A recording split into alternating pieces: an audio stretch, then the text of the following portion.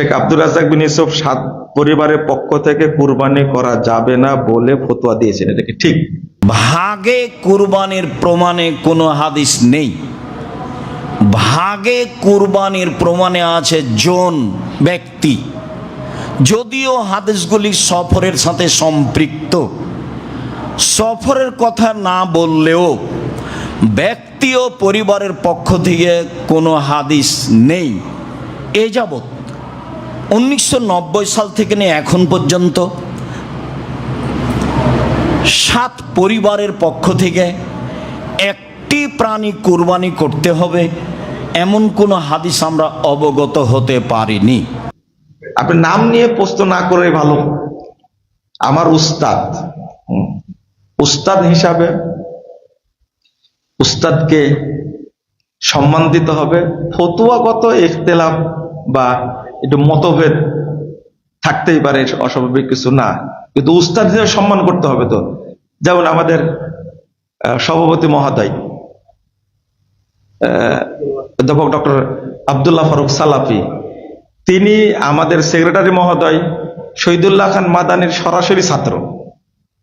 তাই বলে কি শহীদুল্লাহ মাদানি ছাত্র, সভাপতি সাহেবের ছাত্র, কিন্তু আমাদের সেক্রেটারি সাহেব ডক্টর শহীদুল্লাহ খান মাদানি কার ছাত্র? অধ্যাপক ডক্টর আব্দুল্লাহ ফারুক সালাফির ছাত্র কিন্তু। তো এখন মাসালাগত যদি মতভেদ থাকে, কিন্তু সম্মানের জায়গায় কি সম্মান দিতে হবে। মানুষের বুঝ আলাদা থাকে না। যেমন ইমাম শাফির ছাত্র হলেন ইমাম আহমদ। তো একটা মাসালা ইখতিলাফ হয়েছে, ইমাম আহমদ বিন হাম্বল রহিমাহুল্লাহ একটু মন খারাপ করেছেন।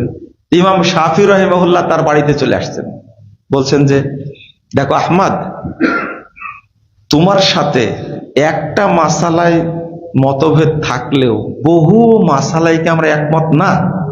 দেখেন কত গুরুত্বপূর্ণ কথা, বুঝেন না মনে আপনারা? বহু মাসালায় কি একমত, কিন্তু কোন মাসালায় কি যদি ইখতিলাফ থাকে, এই জন্য এটাকে কি বড় করে দেখা উচিত না। ভাগা কুরবানি দেওয়া যাবে, এবং পরিবারের পক্ষ থেকে যিনি কুরবানি দিচ্ছেন, ঠিক আছে, যিনি কুরবানি দিচ্ছেন, একজন দিচ্ছে, অভিভাবক দিচ্ছে, নেকি সবাই পাবে। কিন্তু একটা হাদিস অনুবাদ করা হয়, আল বাকারাতু আন সাবাতিন ওয়াল জাজুরু আন সাবাতিন, গরুতে 7, উটে না 7। এই হাদিসটাতে আসছে গরুতে 7, উটে 7, কিন্তু উটেও যে 10 জন দেওয়া যায়, এটা তো হাদিস আসছে। তাহলে উটে সর্বোচ্চ কতজন? 10 জন। আর গরুতে সর্বোচ্চ কতজন? 7 জন। 7 জনের কমেও দেওয়া যায়, 5 জনে, 6 জনে দেন, আপনি 3 জনে দেন, 2 জনে দেন, কোনো সমস্যা নাই। পরিবারের পক্ষ থেকে একজন কুরবানি দিলে নেকি সবাই পাবে। কিন্তু আমাদের দেশে একটা করা বলা হয় 7 জনের পক্ষ থেকে শুধু নেকি 7 জনই পাবে। এই 7 জনের অনুবাদই হলো 7 পরিবার। কয় পরিবার? কারণ এই অনুবাদটা করেছেন কারা? সাহাবী, তাবে যারা এই হাদিসটাকে তারা মানছেন, তাই না? শুধু 7 জনের পক্ষ থেকে হবে এই অনুবাদ কেউ করেননি। বুঝটা হতে হবে কাদের বুঝ? সালাফদের বুঝ। সবসময় মনে রাখবেন কথাটা। এইটা মনে রাখলে আপনার পথভ্রষ্ট হওয়ার সম্ভাবনা 0, ইনশাআল্লাহ। ইনশাআল্লাহ শুধু এতটুকু মনে রাখবেন, সালাফরা যেটা বুঝেছেন ওইটাই বুঝবো। বেশি বুঝা, চিনিতে কি বলে, চায়ে চিনি বেশি দিলে কি হয়ে যায়? আরো সমস্যা আছে, বুঝতে পারলেন? ওইটার চা থাকে না। এখন আপনারা তো এইভাবে বললে বুঝবেন না। আগের মুরব্বীদের ওয়াজ গুলোই ভালো ছিল। আবু দার বর্ধমানী রাহিমাহুল্লাহ, আব্দুল সাদাত 30 আলী, আব্দুর রব খুলনা, তাদের ওয়াজে মানুষ চেঞ্জ বেশি হয়েছে। আমরা ভদ্র তো, আমাদের ওয়াজে মানুষ চেঞ্জ হয় না। আব্দুল সাদাত 30 আলী সাহেব বলেছিলেন, নুনু কাটতে যে একটু বেশি করে কাটিও, তাহলে বুঝো কেমন লাগে। বুঝেন না কথা? সোজা কথা একবারে। সব জিনিস কি বেশি করা যায়? বেশি বুঝবেন না, যতটুকু বুঝেছেন সালাফরা ততটুকুই কি। এখন সুন্নাত দিতে গিয়ে যদি বেশি কেটে ফেলেন তাহলে অবস্থাটা কি হবে বুঝেন না? এবার মনে থাকবে যে মুজাফফর বিন মুহসিনটা বলেছে, মুখ একটু মানে উচ্চারণ করতে খারাপ হলে মনে কিন্তু থাকবে, আপনার মনে থাকবে যে বেশি কাটা যাবে না, পরিমাণ মতোই কাটতে হবে। তো এইটা বুঝলেন, তো বুঝটা বেশি বুঝলেন কেন? বলে দিলেন ভাগা কুরবানি করা মানে গোস্ত খাওয়া। এই কথা কি সালাফরা কেউ বলেছেন? আপনি বলবেন কেন?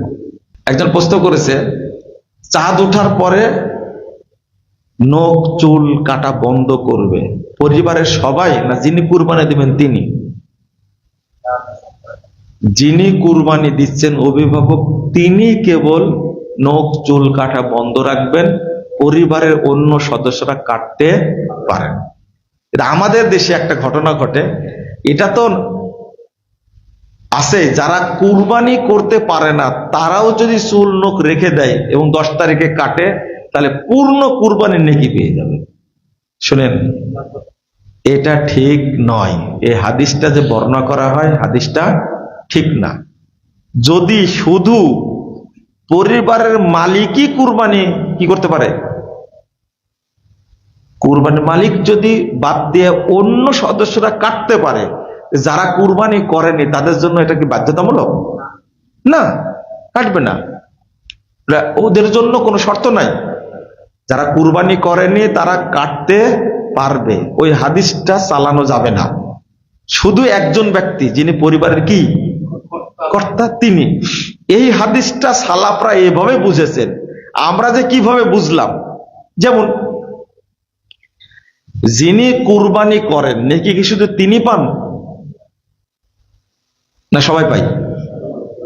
সবাই পায়, কিন্তু টাকা দেয় কে? সবাই দেয়। ঠিক এই নির্দেশটা যদি একজন মানে, তাহলে নেকি সবাই পাবে। কথা বোঝা গেছে? আশা করি স্পষ্ট হয়েছে। জিলহজ মাসের প্রথম 10 দিনের ফজিলত এবং কুরবানির গুরুত্ব, আবার এর মধ্যে হজ।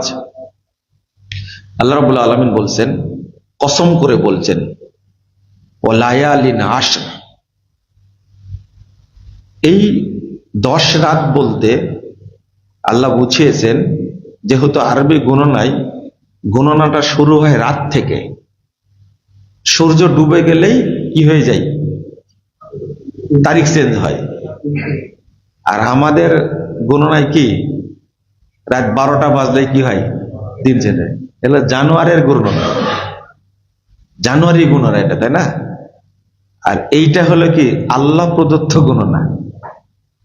দিন চেঞ্জ হলে কি হয়ে যায়, সূর্য ডুবে গেলে কি হয়ে যায়, তারিখ চেঞ্জ হয়ে যায়।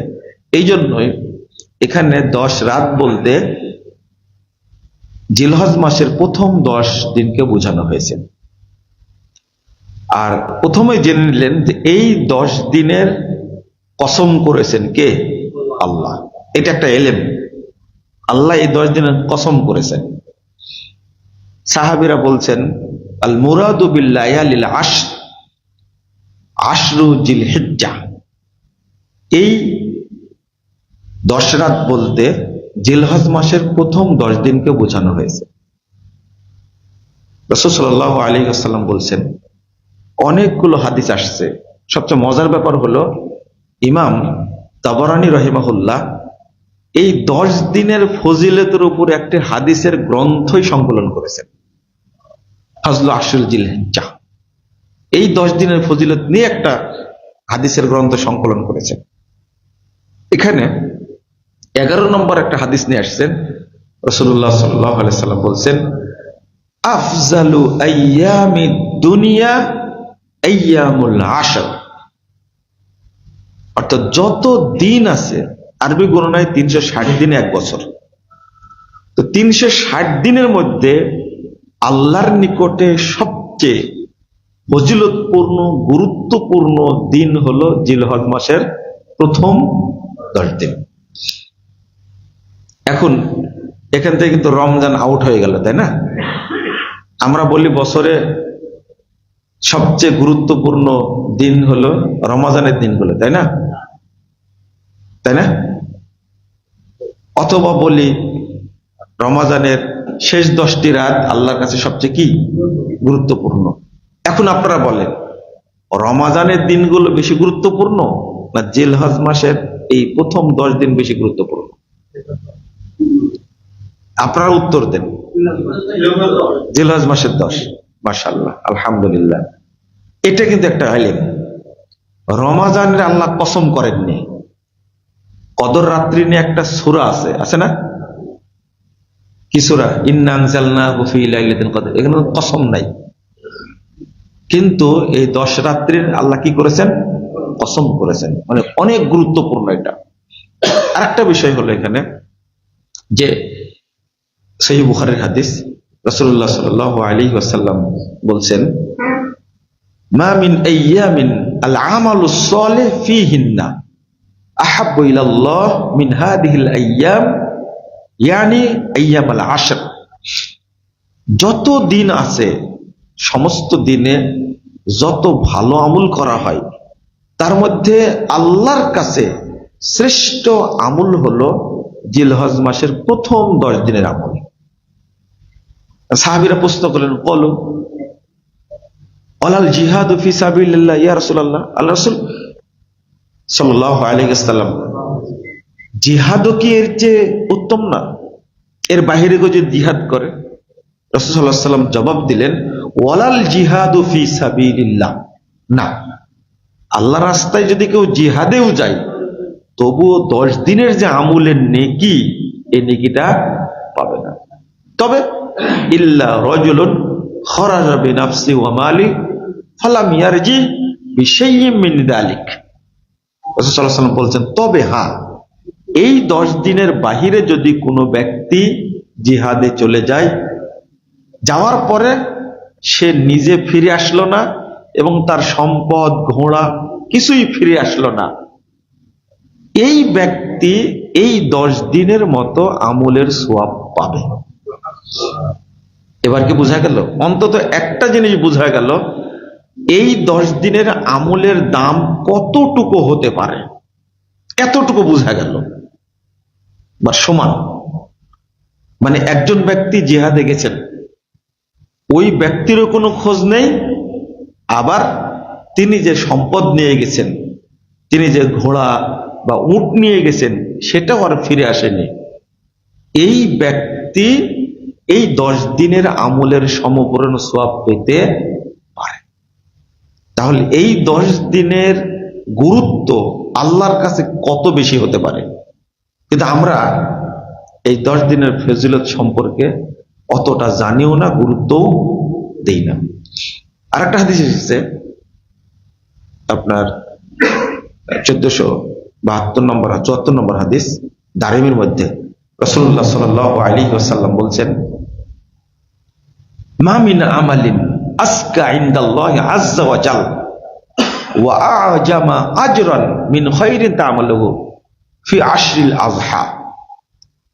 মানে তুমি যত আমল করো তার মধ্যে আল্লাহর কাছে, আপনি অনেক সাদাকা করেন না, অনেক দান করেন, রাসূল সাল্লাল্লাহু আলাইহি ওয়াসাল্লাম বলেছেন, যত দান করো বা যত আমল করো, আল্লাহর কাছে সবচেয়ে পবিত্র দান, সবচেয়ে মর্যাদাপূর্ণ নেকিপূর্ণ দান আমল হলো ফি আশরিল আযহা, অর্থাৎ জিলহজ মাসের প্রথম 10 দিনের আমল। এখন আরেকটি কারণ আছে, রমাজানের চেয়ে এটা বেশি গুরুত্বপূর্ণ কেন?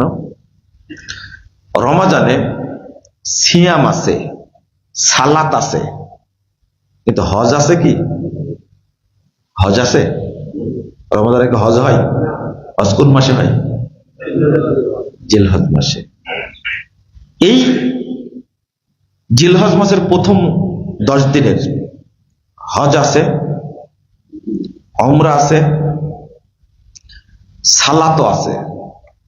এখন আপনি বলে সিয়াম তো নাই, সিয়াম আছে।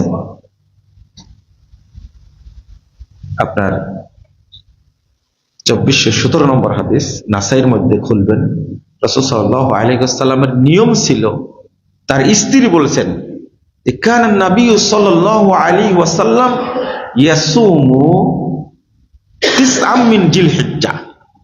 রাসূল সাল্লাল্লাহু আলাইহি ওয়াসাল্লাম নিয়মিত জিলহজ মাসের 9টা সিয়াম রাখতেন। 10 তারিখে তো কি কুরবানি, 10 তারিখে কি কুরবানি। এই জন্য তাহলে স্পষ্ট পাওয়া গেল রাসূল সাল্লাল্লাহু আলাইহি ওয়াসাল্লাম নিয়মিত প্রথম 9টি সিয়াম রাখতেন। আমরা 9টা পারবো না, একটা তো পারবো, 2টা তো পারবো, 3টা 4টা করতে পারবো। অনেক মুরব্বী আছেন, অনেক মহিলা আছেন, বছরের পর বছর, আমারই জানা আছে, নামগুলো বলা ঠিক না, বহুদিন যাবৎ দেখছি জিলহজ মাসের প্রথম থেকে নিয়ে 9টা সিয়াম পালন করেন। অনেক খালা আছেন, চাচি আছেন, তারা এগুলো করেন, আলহামদুলিল্লাহ জানা আছে। কিন্তু আলোচনাটা আমাদের মধ্যে না, তারা কেমনে কেমনে জেনে গেছে। আর ছোট থেকে দেখছি, আমার দাদাকেও দেখছি যে আরাফাত সিয়াম রাখতেন, ওই যে ঈদের 1 দিন 2 দিন আগে রাখতেন, ওই হিসাব অনুযায়ী। তখন তার জানা যেত না যে সৌদি আরবে কোন দিন হজ হচ্ছে, কিন্তু ওই নিয়ম অনুযায়ী রাখতেন, হজ্জের 1 দিন আগে রাখতেন, অর্থাৎ আমাদের দেশে কুরবানির 1 দিন আগে রাখতেন পঞ্জিকা দেখে। তো কিছু কিছু মানুষ জানে, আর কিছু কিছু মোল্লা বিরোধিতাও করে এই দিনে কেন সিয়াম রাখা, একটা সিয়াম হয়, কিন্তু হাদিস তো আসছে একটা সিয়ামের কথা। এবং এই জিলহজ মাসের একটা সিয়ামের দাম কেমন হতে পারে, একটা প্রশ্ন আছে না? আপনি যে সিয়াম পালন করছেন এর ফজিলতটা কেমন হতে পারে?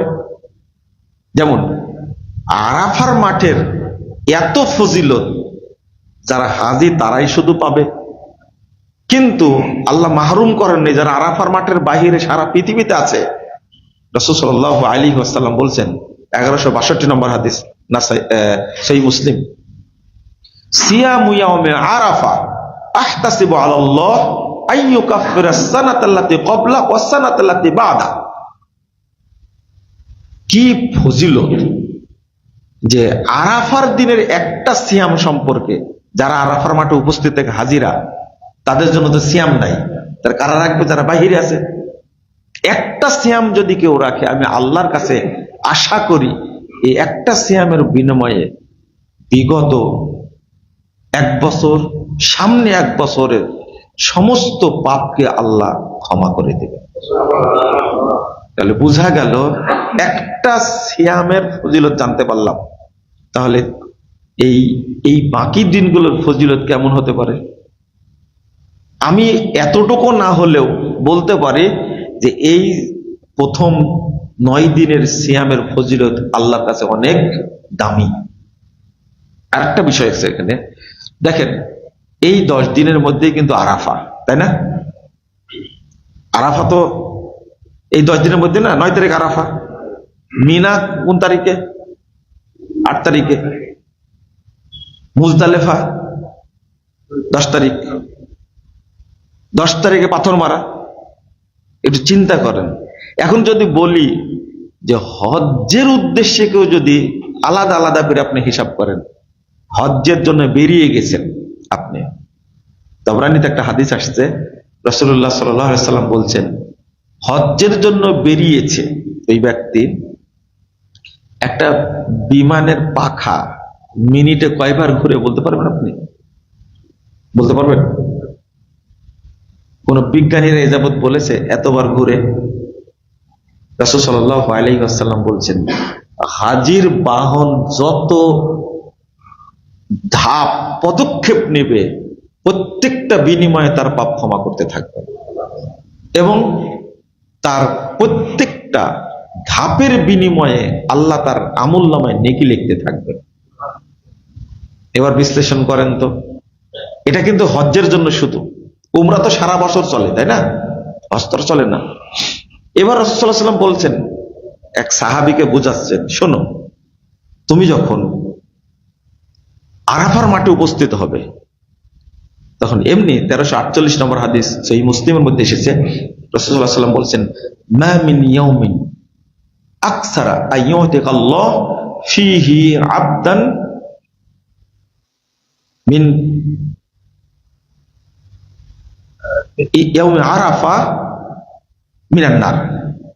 যত মানুষকে আল্লাহ সারা বছর জাহান্নাম থেকে মুক্তি দেন, তার মধ্যে সবচেয়ে বেশি মানুষকে আল্লাহ জাহান্নাম থেকে মুক্তি দেন আরাফার দিনে।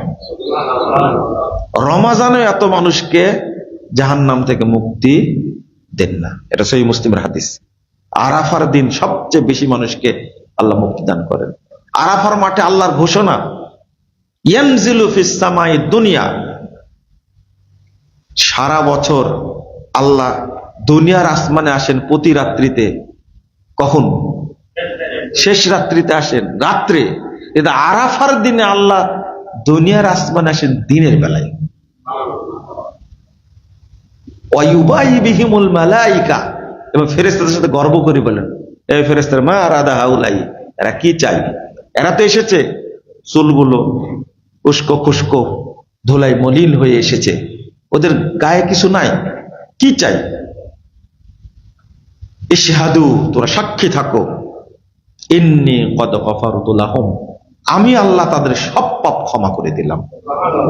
ওয়াইন কানা আদাদা কতরিস সামা রমলি আলিজিন ওয়া আইয়ামিদ দুনিয়া, আল্লাহ বলছেন তাদেরকে দেখায়, শোনো, তাদের পাপ যদি আসমানে মেঘের মধ্যে যত কোনা বৃষ্টি আছে এর চেয়েও যদি বেশি হয়, পৃথিবীতে যত বালিকোনা আছে এর চেয়েও যদি বেশি হয়, এবং পৃথিবীতে যত দিন আছে এর চেয়েও যদি বেশি হয়, আমি তাদের পাপ ক্ষমা করে দিলাম।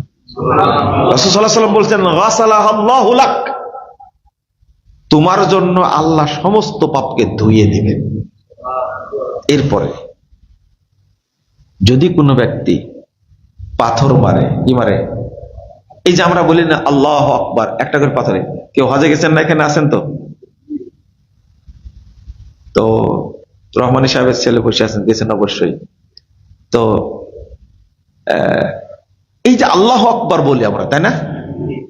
রাসূল সাল্লাল্লাহু আলাইহি ওয়াসাল্লাম বলছেন, ফাইন্না রামিয়াকা, তুমি যে একটা পাথর মানলে, ফাইন্নাহু মাসকুরুল লাক, শোনো, প্রত্যেকটা পাথর সোলার মতো পাথর, ছোট্ট পাথর, কিন্তু এক একটা পাথর তোমার জন্য নেকির বিশাল বিশাল ভান্ডার। এই জন্যই বলতে হয় আল্লাহু আকবার, মানে একটা পাথর মারার কারণে আল্লাহ আপনাকে এত নেকি দিলেন, তাহলে কি বলবেন? আল্লাহু আকবার।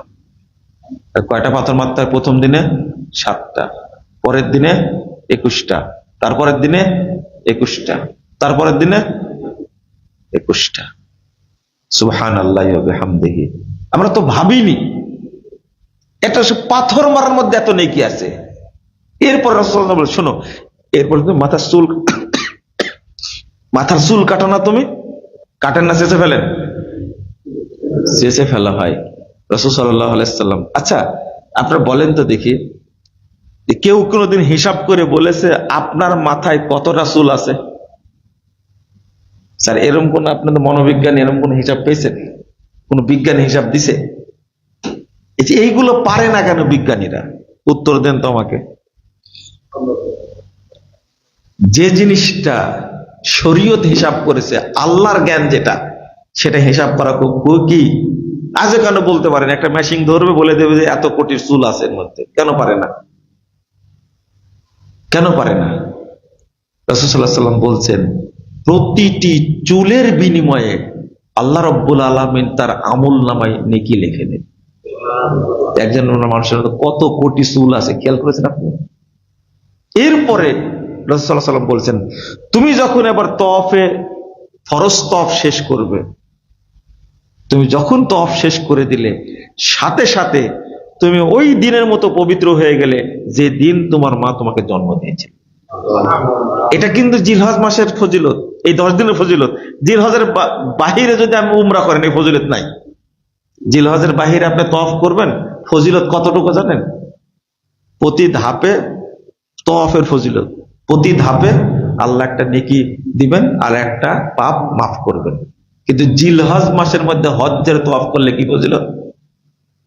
কি ফজিলত? জীবনে যত পাপ করেছেন আল্লাহ সবই ক্ষমা করে দিবেন, একবারে ওই দিনের মতো পবিত্র করে দিবেন যে দিন আপনার মা আপনাকে জন্ম দিয়েছে। আমি বুঝালাম কেন যে জিলহজ মাসের প্রথম 10 দিনের ফজিলত আপনি বর্ণনা করে শেষ করতে পারবেন না। এত চুল কাটারও যত ফজিলত আছে তা কি জানতেন আপনি? চুল কেটে কেন চুলটা ছেঁচে ফেলতে হয়, এই রহস্যটা হলো এটা। ছোট্ট একটা পাথর মারেন তাই এত নেকি এই জিলহজ মাসের মধ্যে, সবই আপনি। তাহলে এই দিনগুলো আর একটা প্রশ্ন আপনাদের, এই প্রশ্নের উত্তর এখনই চলে আসবে। সেটা হলো আমরা এই 10 দিনের মধ্যে কি কি কাজ করতে পারি বলেন তো? 1 নম্বর কি করবেন? 1 নম্বর না, না, 1 নম্বরটা হলো আপনি সাদাকা করবেন। কি করবেন? সাদাকা করবেন। 1 নম্বরটা না, এখন দেওয়া যাবে না ভাই, আমি বলবো যখন তখন দিবেন, মনোযোগ অন্যদিকে চলে যাবে। স্যার রাগ করেন না, আমি বললে দিবেন। অল্প মানুষ বিশিষ্ট, এটা তো সিয়াম না যে টাইম চলে যাবে, এটা খুব গুরুত্বপূর্ণ বিষয়। আপনার মনোযোগ অন্যদিকে চলে যাবে, চলে গেছে ইতিমধ্যে। কি বলছিলাম যেন? প্রথম কাজটা কি? সাদাকা। কেন বললাম সাদাকা? এখন প্রশ্ন আপনাদের কাছে, এই 10 দিনের মধ্যে, 10 দিন তো শ্রেষ্ঠ, দ্বিতীয় প্রশ্ন, এই 10 দিনের মধ্যে শ্রেষ্ঠ দিন কোনটা? আরাফার দিন, তাই না? আরাফার দিন কেন বললেন? আরাফার দিন তো কোনো ইবাদত নাই। হ্যাঁ, আরাফার দিনে কিন্তু একটা ইবাদত মাত্র। কয়টা? একটা ইবাদত, মাত্র একটা ইবাদত। সেটা হলো দোয়া। কি? দোয়া, শুধু আল্লাহর কাছে চাওয়া। রাসূল সাল্লাল্লাহু আলাইহি ওয়াসাল্লাম বলছেন, আল্লাহ বলহুম উফদুল্লাহ, এই এরা হলো আমার মেহমান, দাহুম আজাবহু, আল্লাহ তাদেরকে ডাকছিলেন, তারা এসেছে। ফাসালুহু ফাআতাহুম, তারা চেয়েছে, আল্লাহ তাদেরকে দান করেছে। একবার সোজা পরিষ্কার কথা, এরা সবাই আল্লাহর মেহমান, আল্লাহ তাদেরকে ডেকেছিলেন, আল্লাহর ডাকে তারা সাড়া দিয়েছে, আল্লাহর কাছে তারা চেয়েছে, যা আল্লাহ তাদেরকে তাই দান করেছে। আরাফার মাঠের দোয়া কবুল হয়। এই জন্য দোয়াই যেন ব্যাঘাত না ঘটে, এই জন্য জহর 2 রাকাত পড়ে সালাম ফিরিয়ে একামত দিয়ে আসর 2 রাকাত পড়ে জহর আসর শেষ, জহর থেকে নিয়ে একবারে মাগরিব পর্যন্ত, সূর্য ডোবার আগ পর্যন্ত শুধু দোয়াই করবে। কি করবে? শুধু দোয়া করবো। এইটা কি সবার জন্য না আপনাদের জন্য? সবার জন্য, হাজিদের জন্য? হ্যাঁ, তাহলে এটা শ্রেষ্ঠ হলে কি করে? কিন্তু আমি আর একটা বলবো, ইয়াউমুন নাহার, রাইট, এটা আমার কথা না, রাসূল সাল্লাল্লাহু আলাইহি ওয়াসাল্লাম বলছেন, আফজালু আইয়ামিদ দুনিয়া ইয়াউমুন নাহার। এটা 1764 নম্বর হাদিস, আবু দাউদের মধ্যে আসে, সনদ সহিহ। রাসূল সাল্লাল্লাহু আলাইহি ওয়াসাল্লাম বলছেন, দুনিয়ার মধ্যে যত দিন আছে, আল্লাহর কাছে শ্রেষ্ঠ দিন হলো কুরবানির দিন। কুরবানির দিন, এটা সাদকা, আপনিও করেন, হাজিরাও করে না? আরাফাটা কি আপনার জন্য? কার জন্য? হাজিদের জন্য। কুরবানির দিনটা শ্রেষ্ঠ হওয়ার পিছনে কারণ হলো, এমন সম্পদ আপনি আল্লাহর জন্য বিলায় দেন। এই জন্য ইয়াউমুন নাহারের দিনে আপনার দাদা গরুর একটা ভাগ দিতেন, একটা খাসি দিতেন, তাই না? আপনার বাপ একটা গরুর ভাগ দিতেন আর একটা খাসি দেন। আপনি একটা গরুর ভাগ দেন, একটা খাসি দেন, আপনার ছেলেও তাই করবে। এটাই কি নিয়ম? সৌদি আরবে একজন লোক, কুয়েতের একজন লোক 100, 150, 200 পর্যন্ত কুরবানি করে দেন। আর ওই কুরবানি আপনারা খান, যখন পরে পাঠাই, ওই ফিলিস্তিনে পাঠাই, তাই না? ভুল বললাম নাকি?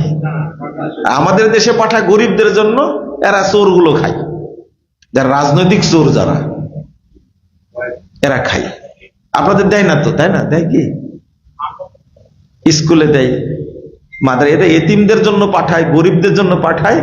খায় কারা? গরিবের বাপ যারা, তারা খায়। নাউজুবিল্লাহ, আস্তাগফিরুল্লাহ। তো এত কুরবানি আসে কোথায় থেকে? আপনারা বলেন যে সব হাজিদের কুরবানি। হাজিদের কুরবানি কতটা হতে পারে? কত হাজার পাঠায় আপনার এখানে, কত লাখ পাঠায়। ঠিক সিরিয়াতে কত পাঠায়, আরাকানে কতটা পাঠায়। এইরকম সারা পৃথিবীতে পাঠায় তারা এই কুরবানি মানুষ খাওয়ানোর জন্য।